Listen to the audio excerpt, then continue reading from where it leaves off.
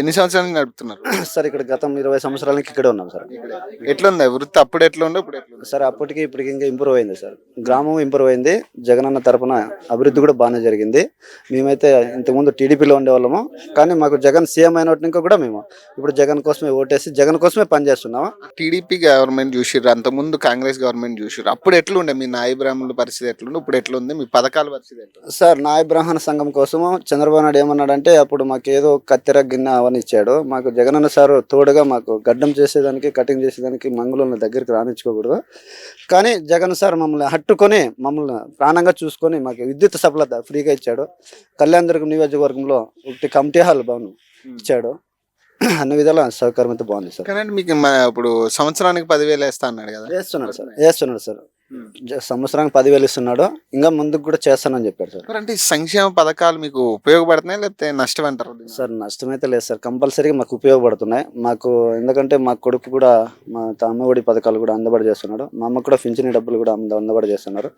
ఇంటింటికి ప్రతి ఒక్కరైతే అవకాశాలు అయితే ఉన్నాయి సార్.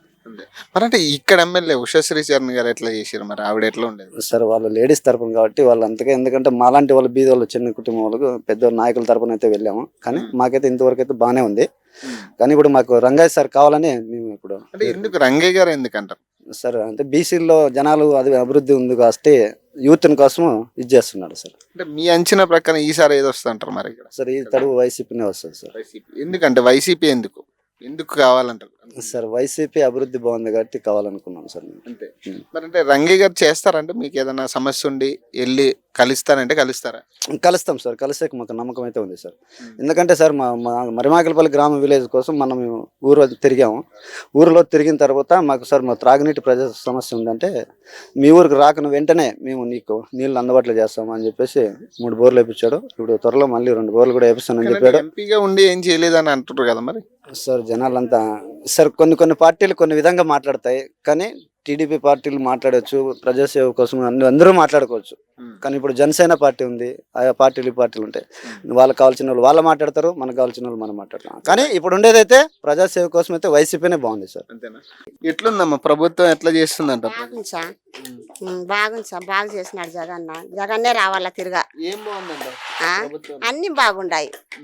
మరి గతంలో టీడీపీ చేసింది కదా? ఉన్నాడు చెట్లు గుట్లు పెట్టుకొని పోతుంటారు. మా మగవాళ్ళంతా ఇంట్లో బూతిని ఎగ్గను నిత్తుండలేదు. జగన్ వచ్చి ఇంట్లో బూతింటారు మా మగవాళ్ళంతా. ఇప్పుడు మరి అంటే సంక్షేమ పథకాలు పెట్టింది కదా, ఉపయోగపడుతున్నాయి? వచ్చినాయి సార్, అందరికి వచ్చే వాళ్ళకి అన్ని రకాలు చేసినాడు. మరి వేరే పార్టీ వాళ్ళు మరి ఈ సంక్షేమ పథకాలు కూడా మంచివి కాదంటారు కదా? అన్ని బాగుండాయి సార్, నాకు తెలిసి అంతా బాగుంది.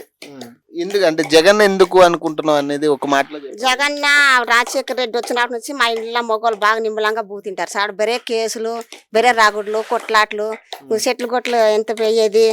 రంగయ్య సార్ బీదోడు రాని అనేది ఇప్పుడు ఆయపు గాని బాగుంది సార్. ఈ వాలంటీర్ సచివాలయ వ్యవస్థ ఏంటమ్మా? బాగుంది సార్.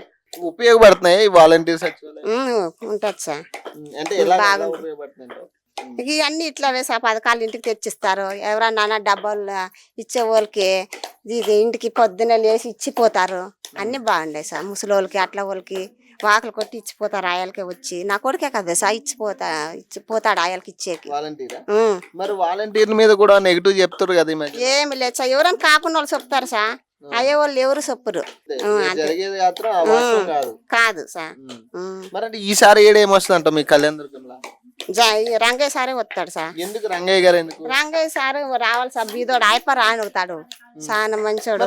కూడా మరి టీడీపీ నుంచి సురేంద్ర బాబు అని ఉన్నాడు. రంగయ్య సారే ఉండాలి సార్ మాకు. ఆయన వస్తే చేస్తాడంట? చేస్తాడు. ఎట్లా సార్ చేస్తాడు. మీ పేరు బాబాయ్? నా పేరు వెంకటేశ్లు. ఏం చేస్తుంటారు? వ్యవసాయము. ఎట్లుంది ప్రభుత్వం? ఎట్లా చేస్తుందంట ప్రభుత్వం? బాగుంది, సూపర్ గా ఉంది. ఏమేమి వస్తున్నాయి చెప్పు సంక్షేమ పథకాలు? పింఛన్ వస్తుంది, ఈ రైతు భరోసా అవన్నీ పడుతుండవి. మా వాలంటీర్ ఇచ్చినారు. వాలంటీర్ల వల్ల ఉపయోగమేనా? వాలంటీర్ ఉంది, సూపర్ గా ఉంది. మండల ఆఫీస్ కి పోయే పని లేదా, మొత్తం అంతా సచివాలయం నుంచి వాళ్ళే తీసుకొచ్చి ఇండ్లకి ఇస్తున్నారు. ఏదన్నా కానీ సచివాలయం నుంచి ఇండ్లకు వాళ్ళే అందిస్తున్నారు. అది సూపర్ గా ఉంది. అది ఏమి లేదు దాని గురించి. మరి మీకు ఇక్కడ ఎట్లుంటది కళ్యాణదుర్గం? మరి సూపర్ గా ఉంది. రంగయ్య సార్ మాత్రము మరి ఆయన ఏం చేయలేదు అంటారు కదా, ఎంపీగా ఉండి కూడా ఏం చేయలేరు అంటున్నారు. అంటే ఎంపీగా ఉండాడు ఆయన, అక్కడ పోతున్నాడు, ఎట్లా అవసరం వచ్చినాడు ఇక్కడ వస్తున్నాడు. చేసినాడు ఆయన, కానీ ఏం తప్పు లేదు. పని చేసినాడు ఆయన.